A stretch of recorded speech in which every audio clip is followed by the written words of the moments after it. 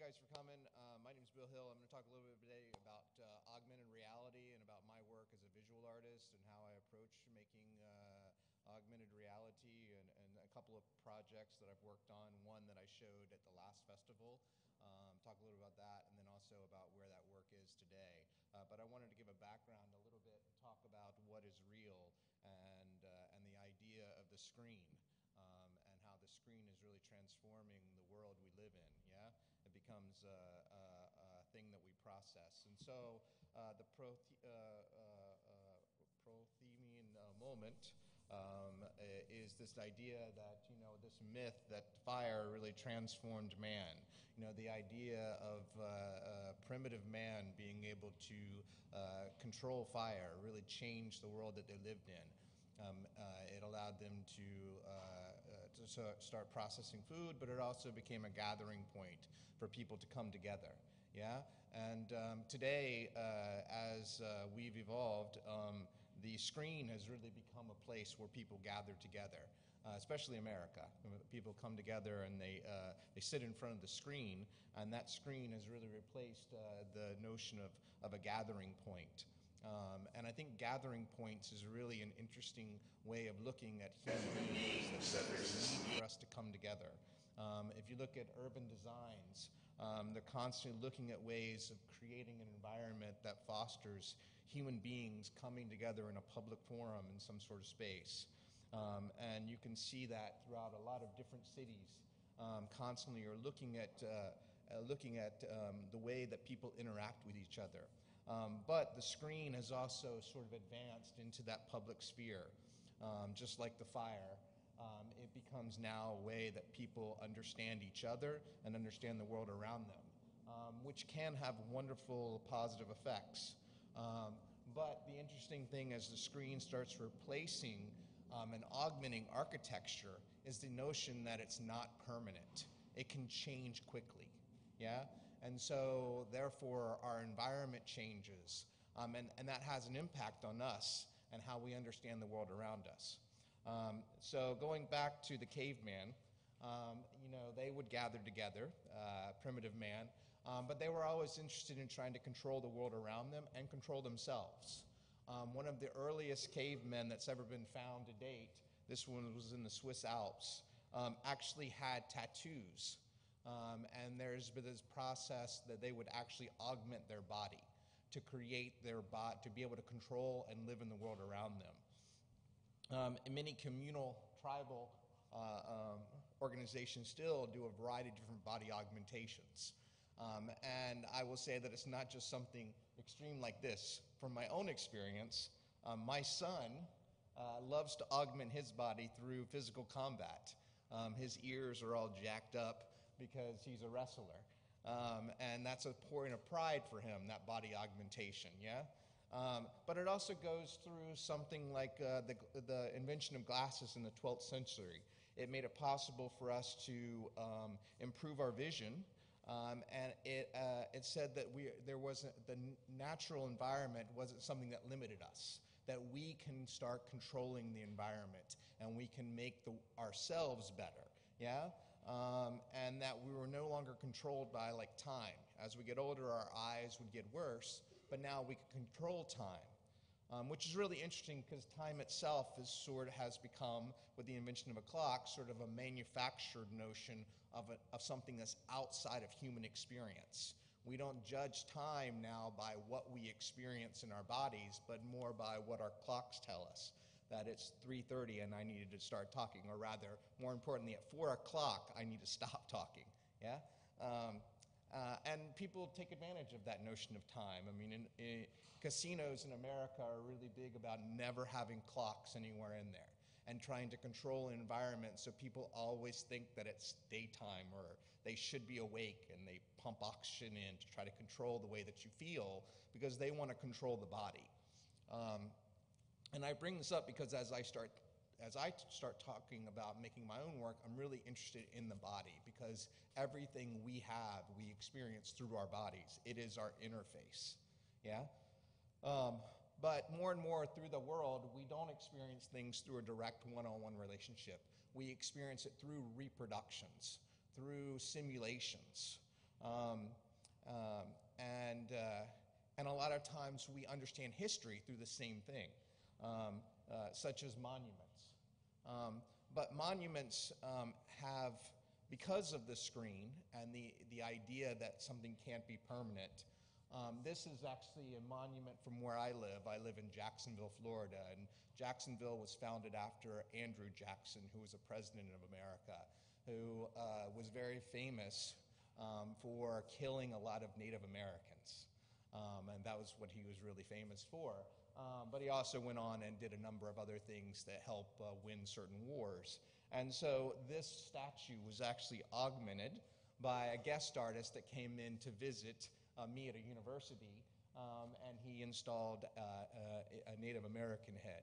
Well, in America specifically, we are tearing down a lot of monuments. We are trying to rewrite history. We are trying to change our past because we don't agree with it.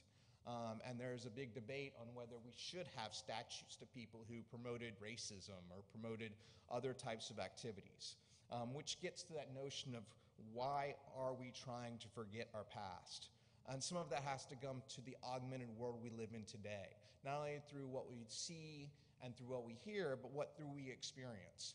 We now live in a world that is our own creation. Through social media, we understand, we process, we edit our own perspective of the world, right? I display people only things that I want them to see of me, and it's an edited version. My wife is with me on this trip, and we take a picture to post back home, and I had to take 14 pictures, and she had to pick the one that she looked the best in, yeah? And so it is that augmented view of what someone's life is like. And it's something that can be taken down and changed regularly. And so as I start looking at augmented reality, I think it's important to note that the idea of augmented reality is that it adds to something. In contradiction to virtual reality, which is this notion that it is replacing something completely with an entirely new reality. And so on a spectrum, if we look at virtual reality being computer generated and the real world being whatever it is that we can identify as the real world, that augmented reality is somewhere in between there. Which for me, as I start thinking about that, I start thinking about what is, I've worked in virtual reality where I'm completely simulating an environment, and I've worked in real world where I'm creating sculptures. And so as I try to find that balance between it, one of the things that I'm sort of reminded of is Plato's sort of allegory of the cave, which really sort of is this really interesting tale of understanding what is real, right? So if you live in an environment, this is an allegory where if you kept prisoners in a cave their entire life and they lived there, and the only thing they could experience were shadows that were cast on the wall, and they would hear sounds of horses and see shadows of people running, then that's what they assume a horse would be like. And if they came out and escaped and went into the real world and experienced a horse, they wouldn't believe it because it's something that they didn't understand. So as you know, the other thing that I look at when I look at augmented reality is I try to think about this idea of magic. Is it trying to trick somebody, to make them believe something isn't there? And I think there has that capacity to do that. This is one of the oldest magic tricks, the cups and the balls trick. That dates back to like 2500 BC, where it's a sleight of hand trying to show you something that isn't there. And it's interesting because it amazes you, but it doesn't necessarily inform you or make you understand anything more about the world you live in. And so I'm just going to slip through some of these slides because of time purposes. So there's a variety of different, earliest points of trying to control augmented reality was trying to simulate not only the way things look, but the way they sound, the way they feel.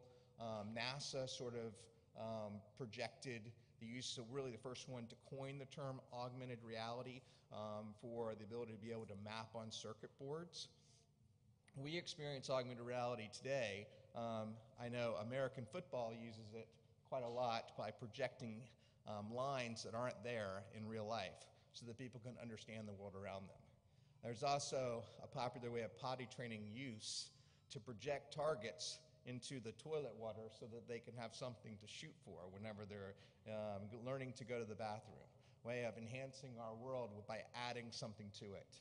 And certainly more traditional screen-based augmented reality such as Pokemon or Snapchat, the only way I communicate with my 17-year-olds now, is certainly a way that we can enhance the world. And so as I look at it, objectively, augmented reality really, for me, I break it down into four different parts, four different types of augmented reality that I can explore. One, using markers to kind of control, I'll just go through each one of these individually. Marker-based, where I'm using something that can really be scanned, a QR code or something that's going to add some information, allow me to connect to some digital information. Markerless technology, which is really using GPS tracking to identify where things are located inside of your screen. Projection-based augmented reality, where you're projecting interfaces onto a real space and allowing interaction to occur there. Or superposition, which is similar to GPS, where you're adding information to video streamed content. So as an artist, when I try to understand that, I also want to look back at other artists that have looked at the idea of what it means to interact with something real. And one of the earliest artists that I really connect with is Magritte's painting, This Is Not a Pipe. Yeah? So it's not a pipe, it's a simulation of a pipe. It's an image of a pipe. And so that idea of trying to understand where something exists in the real world. Is it the tangible object, or is it the thought that you have in your mind of what something is? Yeah? But also facial tracking technology to control fashion. And all of this really comes back to this notion of how human beings interact with objects and what human beings are made of. Pavlov developed a theory of conditioned response, and that if you're exposed to a certain stimulus over and over again and provided something with it, that you'll have this association between one object and the next. And he did these, obviously these experiments with dogs where he'd ring a bell and he would feed them, and after a while, whenever you ring the bell, the dog would start salivating because he's used to having a conditioned response to that stimulus. So that's something that is really interested to me in my work as I start exploring how to develop interfaces, is because it's always important to come back to human being. Also, I also am inspired to the idea of what truth actually is and if there really is any reality in the world. So jumping into my work for the last 5 minutes, here, I just want to give a background of a few pieces that I've done that have to do with this notion of creating a simulated environment and then specifically getting into augmented reality. And so one of my early works dealt with performance-based computer interaction that would produce a stimulus, kind of like Pavlov's theory, of dizziness associated with a computer interface. And so after one would be performing for a while, exposed to certain stimulus, they would actually have a physical conditioned response to that stimulus. I also did a piece that dealt with the human body and how human traffic could control the function of a body by controlling how fast a lung would breathe in and out. I'm really interested in engaging the audience in a way that makes them interact with the work and how it creates the work. And so this was a series of wall cleats that you climbed up in order to control the breathing of a lung and the pace of a video at the top. And so there were like these spring mechanisms that you would clamp on, and as you climbed up it, it would produce more and more contacts which controlled the sculpture.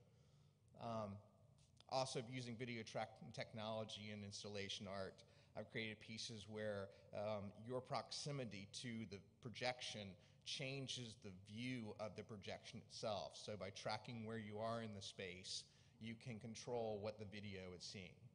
But specifically, these last couple of pieces, or last 3 pieces, 2 that are completed and 1 that I'm starting to work on now, I'm really kind of dig deeper in this notion of adding to reality.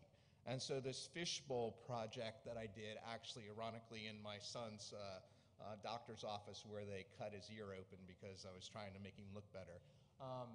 This is a fish tank that actually sits through, and you can see an examining room on the other side.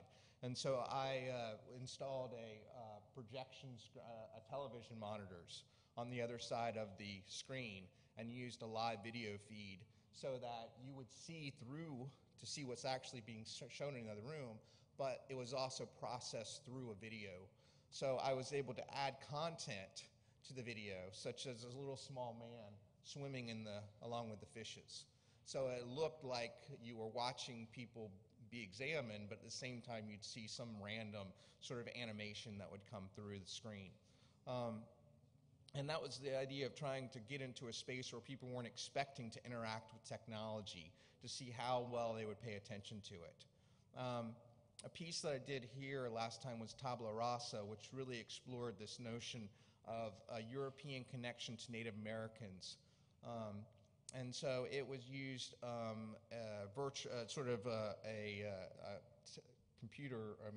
smartphone that had the ability to do 360-degree video, and used a simple sort of Google Cardboard viewer. So I sort of am from this area of Florida, Jacksonville, and that native area, there's Indians called the Timucua.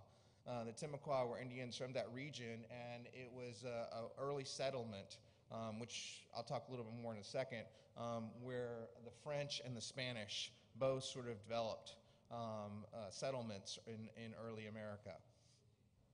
These Indians had an interaction with them, so I really wanted to explore that interaction between Native Americans and Europeans as a conceptual piece, but I wanted to do it in a way that would transform people's understanding using this sort of immersive technology. And so I had to create sets, and I had to, recruit my children to participate.